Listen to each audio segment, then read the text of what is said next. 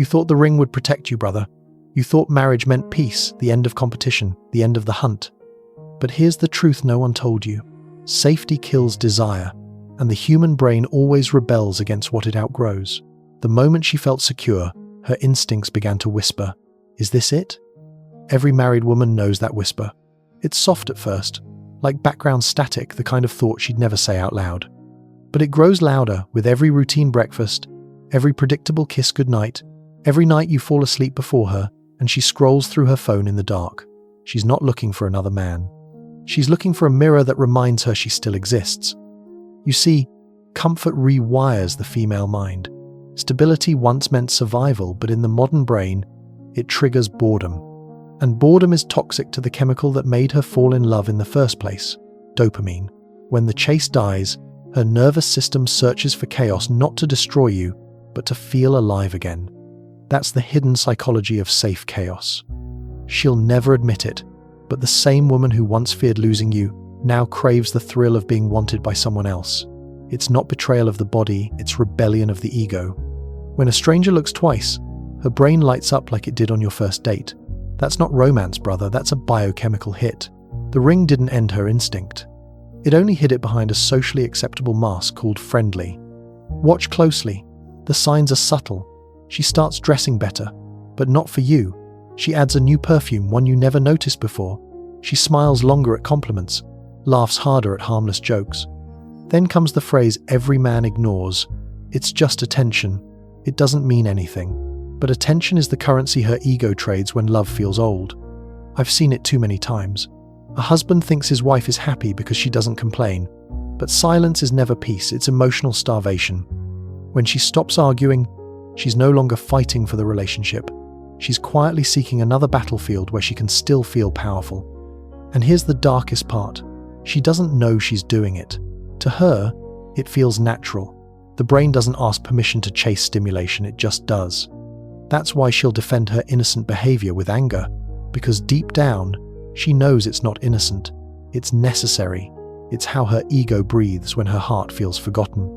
So when you see her flirting and think it's harmless, understand this. It's not about him. It's about her reflection in his eyes. Every look she gets is proof that she still has value, that time hasn't taken her power yet. Brother, what you call betrayal, she calls survival. She doesn't want to leave you. She just wants to feel the version of herself that existed before routine erased her. That's the real danger.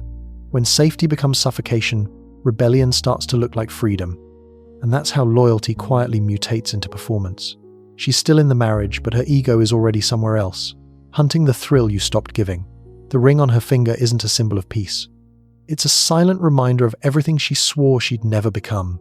Brother, what I'm about to tell you isn't opinion. It's programming. Ancient, invisible, written deep into the female nervous system long before words like commitment or fidelity ever existed. You can argue with it, but you can't outthink DNA. Every woman carries two instincts that are constantly at war inside her. One craves safety, the man who protects, provides, stays. The other craves excitement, the man who challenges, awakens, and makes her pulse race. Evolution built both drives for survival. Stability kept her alive. Desire made her choose the strongest mate. That's the dual strategy buried inside her biology. Thousands of years ago, she needed the village protector, the reliable male who would bring food and safety to her children. But at the same time, her subconscious scanned for the most dominant genes, the man who could outfight or outthink the others. That pattern never died. It just put on perfume and learned to smile. Now fast forward to modern life. The protector and the exciting one are supposed to be the same man you, but no one told evolution that marriage exists. Her brain still divides men into two categories, the one she trusts and the one who makes her feel alive. The cruel joke is that when you become the first, she unconsciously starts searching for traces of the second. When you gave her safety, her biology marked the mission complete. The dopamine faded, the hunt ended, and when the hunt ends, the brain starts missing the chase. That's why you'll hear women say, "I love him, but I'm not in love with him." That's not poetry, that's neurochemistry. It means her brain has stopped producing the reward chemicals that once linked your face with desire. Dopamine is the molecule of pursuit. It rewards uncertainty, not comfort. Every compliment from a new man triggers that same primitive loop. Unpredictability, anticipation, reward. It's not romance. It's a neurological slot machine. That's why she checks messages she'll never answer. Why she smiles at comments she'll never acknowledge. Each one is a microdose of ancient stimulation, a reminder that she still has options. Oxytocin, the bonding hormone, is supposed to keep her loyal, but oxytocin fades when novelty disappears. Her system adapts, then craves a new spark to reset the cycle. So she finds controlled danger, harmless flirtation, social validation, emotional daydreaming. It's not about sex, it's about neurochemical balance. The irony? The more you make her feel safe, the more her brain rebels against predictability. Comfort feels good for a moment, then it mutates into restlessness. That's why so many married women describe their lives as fine. Fine is the sound of dopamine starvation. She doesn't realize it consciously, but deep inside, her ancient circuitry is screaming, "Test your power. See if the world still notices." That's not wickedness. It's biology trying to prove relevance in a world where survival no longer depends on attraction, but the brain still thinks it does. Brother, when she flirts after marriage, she's not breaking a promise, she's obeying an algorithm older than love itself. Evolution doesn't care about your vows. It only cares about keeping her valuable in the mating market, even if that means sabotaging the peace she begged for. And that's the hidden cruelty of human design. The safer you make her feel, the louder her instincts whisper for danger. The moment she feels completely yours, part of her brain mourns the thrill of almost losing you. That's why security never satisfies desire, it only silences it long enough for chaos to start knocking again. But biology doesn't stop at instinct, it rewires the mind itself. What begins in the body soon infects morality. Brother, here's where it gets dark, not emotional, but mechanical. What she calls just harmless attention is actually a biological loop running on autopilot. It starts with boredom and ends with betrayal that even she can't fully explain. It's not morality failing, it's chemistry taking the wheel. When comfort replaces curiosity, her brain experiences a dopamine crash. The very chemical that once made your touch electric now flatlines. The same meal, same bed, same conversations, everything familiar becomes invisible to her nervous system. So her brain does what it's programmed to do, seek stimulation. Not out of malice, but maintenance. The female mind doesn't crave new men, it craves new emotions. That's where micro-risk begins. A text, a glance, a post. Each small act triggers a flicker of dopamine, the same neurochemical spark that drives addiction. In that moment, her brain gets a hit, a little surge that says, "You still have power." The problem is that power becomes the drug, and validation becomes the dealer. Flirtation then transforms from instinct into a feedback loop. Each time she gets attention, her dopamine rises. Each time she returns to normal life, it drops. The pattern reinforces itself like a pendulum: boredom, spark, boredom, spark, until her brain associates excitement not with love, but with danger. And once that connection forms, morality starts to bend. You've heard the phrase emotional affair. That's not poetry, that's neurobiology rewriting ethics. The prefrontal cortex, the part of the brain responsible for judgment, gets overridden by the limbic system, the part that controls reward and desire. It's not that she chooses to cross the line. It's that the line dissolves in the chemistry bath. She'll tell herself it's nothing serious. "I'm just talking. He's just a friend." That's not lying. That's her brain rationalizing the dopamine high. The guilt gets numbed by the rush. Her conscience whispers, but the chemical scream is louder. And here's the cruel twist: male oblivion feeds it. The more you trust, the safer she feels to push the boundary. Safety becomes the lab where she experiments with temptation. She'll flirt just enough to feel desired, but not enough to get caught. It's a psychological sweet spot, the thrill of rebellion with the comfort of protection. That's why I call it safe chaos. Brother, this is the ego insurance effect. Even in a stable marriage, her subconscious wants proof that her market value still exists. Every compliment is a receipt. Every like, a little certificate that says, "You haven't faded yet." She's not trying to leave you, she's trying to leave the feeling of invisibility. I once worked with a man who said, "She stopped looking at me when I spoke, but she started smiling at her phone." That's how it starts, tiny flickers of secret reward. Her brain's reward system begins to associate her phone, not her partner, with excitement. The screen becomes her new mirror. The attention she collects there becomes oxygen. Understand this. When dopamine runs the show, loyalty becomes an outdated rule, like trying to stop a flood with good intentions. You can't reason someone out of a chemical addiction. You have to replace the source. So when you see her drifting into flirtation, don't only think she's unfaithful. Think her nervous system is starving, because that's what it is, a biology gone rogue, a feedback loop between validation and survival. And unless that loop breaks, no amount of love will compete with the thrill of almost being caught. She doesn't cheat when she's angry. She cheats when she's calm. That's the twist. Brother, when the storm outside disappears, the one inside begins. Silence isn't peace, it's preparation. At first, it looks harmless. She starts wearing that perfume you haven't smelled in years, says she just felt like changing things up. She gets her hair done on a random Wednesday. Suddenly, her selfies look a little more curated. You tell yourself she's just trying to feel good again.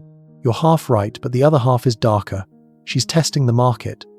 Watch the micro movements, the new tone in her laugh, the way her phone never leaves her hand, but her eyes never meet yours. She used to tell you everything. Now she summarizes her day like a press release. Short, controlled, sanitized. Brother, these aren't coincidences. They're neurological symptoms of a woman feeding her dopamine elsewhere. When the mind finds a new source of excitement, it begins protecting it, and the first casualty is transparency. She'll say, "You're paranoid." That's the guilt deflection mechanism. The moment she feels seen, she flips the spotlight back on you. It's not manipulation by design, it's a subconscious self-defense reaction. Her mind must protect the fantasy, even from herself. The real danger isn't in the obvious signs. It's in the subtleties, the micro withdrawals. When she starts arguing less, when she doesn't correct you anymore, when she agrees too easily. That's when you've lost her attention, not her affection. The emotional oxygen has already been rerouted. I've seen it play out in hundreds of stories. One man told me, "She stopped fighting with me. She started dressing up for work again." He thought they'd finally found peace. 2 months later, she confessed to a harmless friendship that had been running for a year. That's how it happens, never with an explosion, always with a fade. Social media has made this epidemic invisible. It gives her a playground for controlled validation, public enough to feel desired, private enough to stay clean. Every like is a breadcrumb of dopamine. Every comment is a hit. She'll never admit it, but the algorithm replaced your attention. And if she's got a certain kind of friend, the one who says you deserve to feel alive again, that friend is her dealer. They normalize the behavior, turn self-restraint into oppression. They tell her, it's just energy, not betrayal. But brother, energy becomes intention, and intention always finds a target. Here's the cruel psychology. She flirts hardest when she's scared of fading. The mirror becomes her judge, and other men's eyes become her proof of survival. She's not trying to hurt you. She's trying to outrun the terror of invisibility. When she tells you, "I'm fine," listen to how flat her tone is. Fine is the sound of emotional anesthesia. It means her dopamine fix is no longer coming from you. By the time she says, "You've changed," she's already rewriting the story in her head, the story where she's the victim of her own boredom. And that's the lie beneath the smile. Not malice, not betrayal, just a quiet, desperate need to feel like the world still looks back when she walks by. So if you notice the shift, the hair, the laughter, the late replies, don't dismiss it. These are not random behaviors.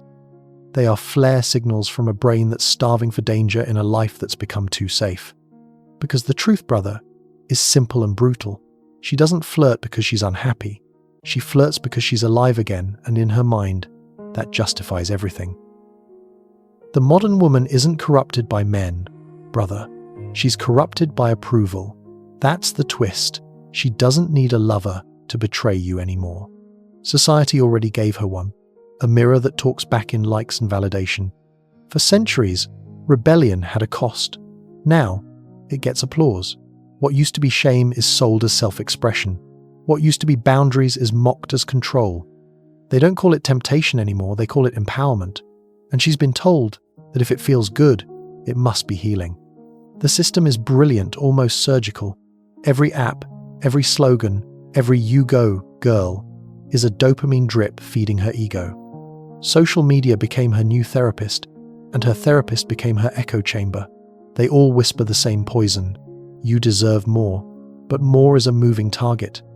The higher she climbs for validation, the emptier she feels when it fades. I've seen it happen 100 times.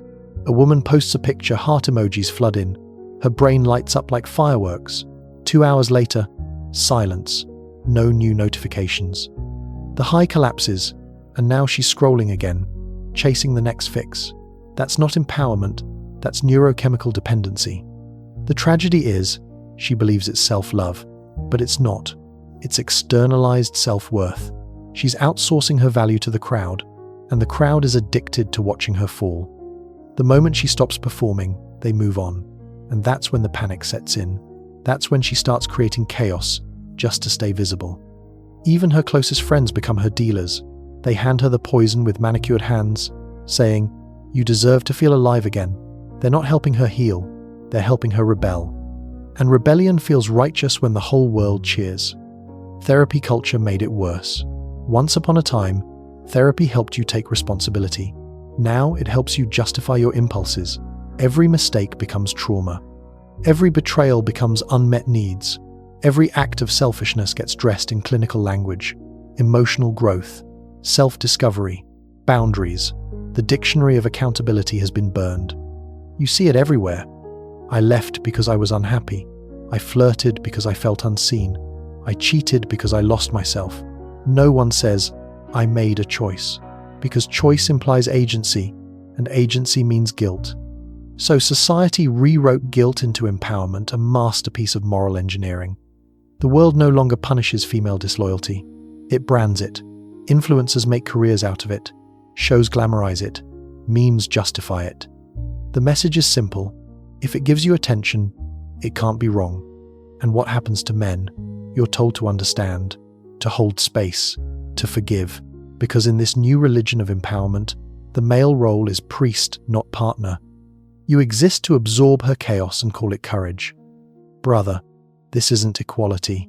It's indoctrination. The culture doesn't want harmony, it wants confusion, because confused women buy validation, and guilty men stay quiet. That's the real market, the dopamine economy. So the next time you hear her say, I'm just focusing on myself, understand what that really means. It means the world taught her to chase attention and call it healing. It means every like is a sermon, every flirtation a prayer. She's not fighting you anymore. She's fighting extinction, the fear of becoming ordinary in a world that worships chaos. That's the social conspiracy, brother. She doesn't crave men. She craves the feeling of being watched. Because in a society that confuses validation with freedom, attention has become the new oxygen and she'll drown without it. But even rebellion has an expiry date. The same validation that made her feel infinite begins to rot from within. The collapse never starts with a fight, brother. It starts with a look in the mirror she can't hold anymore. That's the twist. Destruction doesn't come from exposure. It comes from exhaustion. Her fantasy always burns brighter than her reality, until it finally consumes her from the inside out. At first, she thinks she's balancing both worlds, the loyal wife by day, the desired woman by night. She tells herself it's harmless, that it makes her a better partner, because she feels alive again. But every message, every compliment, every tiny thrill carries a cost. Emotional fragmentation. She's splitting herself in two, and sooner or later, one version must die. Her nervous system can't handle the duality. Every safe chaos moment gives her dopamine, but every quiet moment afterward floods her with cortisol and guilt. That's the chemical hangover of betrayal. She starts losing sleep, becomes anxious for no reason, withdraws without warning. You think she's distant, but what's really happening is collapse. The fantasy is cracking under its own weight. She'll begin to rewrite her story to survive it. He doesn't understand me. We've grown apart. It's not cheating if it's emotional. These aren't lies, they're psychological armor. Her mind is desperately trying to make the wrong feel right, because the moment she admits the truth, she loses her favorite illusion, that she's the good one. That's when projection begins. She starts blaming you for her unrest. You've changed. You don't make me feel wanted. Every accusation is a confession inverted. What she's really saying is, I can't live with what I've become, but her pride won't let her say it, so she burns the village to forget she lit the fire. I've seen that moment 100 times the day her mask slips. The eyes that once sparkled with rebellion now flicker with panic. The dopamine high has collapsed, replaced by emptiness. The thrill that used to make her feel powerful now feels parasitic. She checks her messages, but the attention doesn't hit the same. The men she used to charm feel boring. The validation that once lit her up now feels cheap. That's how the cycle dies, not with guilt, but with numbness. And when the numbness sets in, she turns inward, but it's not reflection, it's damage control. She'll start curating her story to save face. To her friends, she'll be the victim of neglect. To herself, the misunderstood heroine. That's how the ego survives its own implosion, by rewriting the wreckage as transformation. Meanwhile, you're standing there, trying to understand what happened. One day she was warm, the next, she's a ghost. You'll search for logic, but there isn't any. Because what you're witnessing isn't betrayal anymore. It's withdrawal. The addict isn't chasing the high, she's mourning its death. And here's the cruelest part. Brother, the chaos she created to feel free has now become her cage.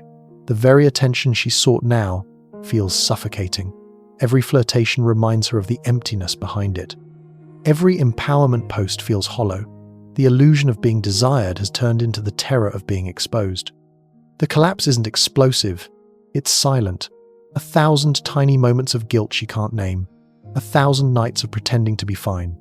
Until one morning, she wakes up next to a man she once loved and feels nothing at all. Not anger, not desire, not even regret, just stillness. That's when the fantasy dies. Not because she got caught, not because she was punished, but because the mirror finally stopped lying. And when that happens, brother, you'll see it in her eyes, that quiet, haunted look of a woman who played with fire for too long and finally realized the burn was coming from the inside.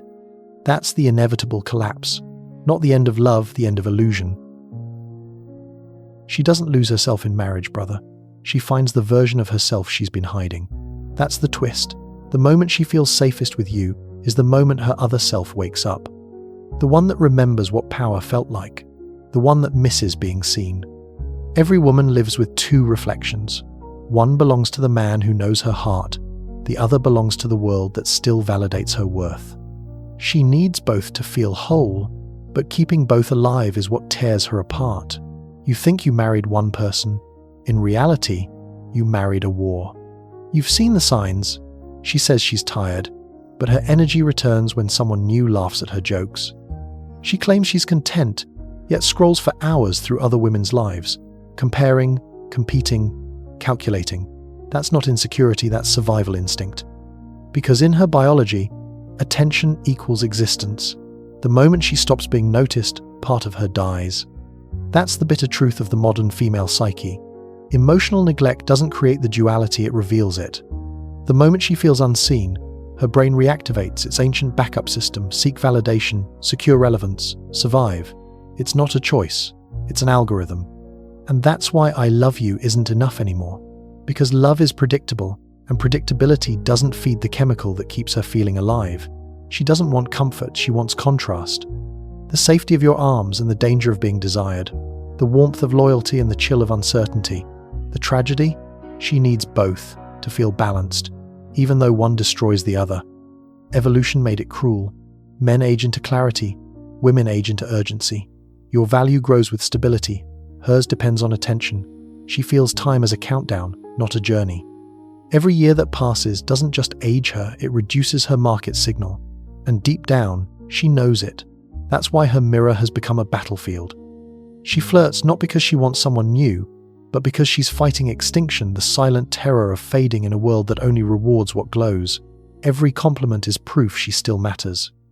Every glance is evidence that she hasn't vanished. That's why she can cry over the man she betrayed, not because she lost love, but because she lost control of her reflection. You'll hear her say, "I don't know who I am anymore," and she's telling the truth. She's torn between the woman who wants peace and the one who thrives in chaos. Between who she became for you and who she still wants to prove she could be. That's not hypocrisy, it's identity fracture. Brother, that's the bitter truth no one wants to face. Every woman flirts first with fantasy, then with danger, not to cheat, but to feel real again, to see if the world still recognizes her name. The lie society tells is that she changes after marriage. The truth is, simpler marriage just removes the mask that dating let her wear. It reveals the part of her that still belongs to the crowd, to the chase, to the invisible stage where desire means relevance. And that's why, no matter how much she loves you, there's always a part of her that listens for applause that isn't yours. The part that wonders if she could still make the world stop and look. It's not evil, it's human. It's the cruel intersection of biology and ego, where loyalty fights for survival against vanity. And in that battle, brother, love is rarely the winner. And that's where most men break, not from her betrayal, but from the truth they can't unsee. She doesn't need saving, brother. You do. That's the twist, because in the end, it's not her chaos that destroys you. It's your illusion that you could ever control it. You can't reason with instincts millions of years old. You can't argue with dopamine. You can't compete with a system that rewards her rebellion and punishes your silence. But you can evolve. You can become the one thing her biology still respects a man she can't fully predict. The modern man's biggest mistake is trying to earn peace through obedience. He stops leading, stops challenging, starts apologizing for being masculine. But peace bought with compliance always ends in quiet resentment. She doesn't want a mirror of her emotions. She wants a mountain she can't move. You must reclaim your polarity, the gravitational pull that made her desire you in the first place. That means unpredictability, mission, mystery. Be the storm she orbits, not the wind she tames. Because when you become the source of chaos she trusts, she no longer needs to create her own. Stop chasing validation from someone addicted to being validated. Detach from her reactions. Let her moods crash against your calm. Masculine control isn't dominance, it's emotional discipline. The man who controls his attention controls the battlefield. The one who chases becomes the casualty. Brother, understand this. You can't outlove biology, but you can outvalue it. When you live with purpose, when your focus expands beyond her approval, you shift the balance of power. You stop being her safety net and become her storm anchor. That's when her instincts realign, not out of submission but survival. Don't argue when she tests you. Don't beg when she withdraws. That's her nature searching for polarity. Meet it with silence, strength, and self-respect. Let her feel that losing your presence is a punishment nature itself enforces. Women chase emotion, men create direction. Never forget who you are in that equation. You want loyalty? Don't demand it, inspire it. Be the unpredictable calm that reminds her of both danger and devotion. Never reveal the full map of your mind. Leave some corners unexplored, some storms unspoken. That's what keeps her instincts awake, the mystery of the man she can never fully decode. And if she still walks away, let her, because the man who fears loss becomes weak, but the one who accepts it becomes untouchable. The truth is, brother, she was never yours to own, only yours to lead. So control the chaos, or it will consume you. Don't become the casualty of her boredom, become the challenge that rewrites her biology. Because in the end, evolution only respects one kind of man, the one who stands still while the world burns around him and never blinks.